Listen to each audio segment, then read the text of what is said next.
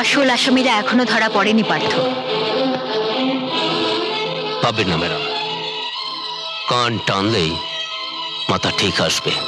একদম খাঁটি কথা বুড়ো, কান ধরে টান দিয়েছি, এবার মাথা না আসুক এর তো হবেই।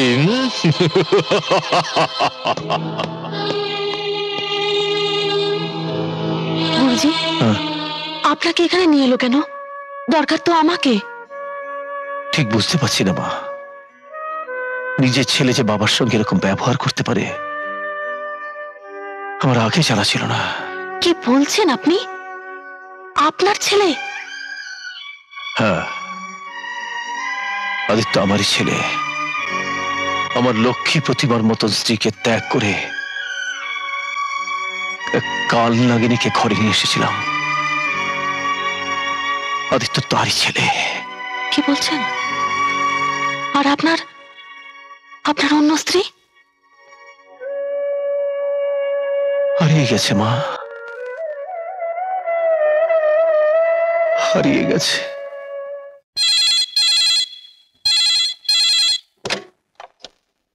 হ্যালো, এসপি চপলা ব্যানার্জি আছেন? নেই? আপনি কে বলছেন? মা? ঠিক আছে ঠিক আছে। আচ্ছা, উনি এলে আপনি বলে দেবেন যে আমি মানে আদিত্য মোহন ব্যানার্জি ফোন করছিলাম। কি নাম বললেন? নামটা চেনা চেনা লাগছে না? হ্যাঁ। আরে লাগবেই তো।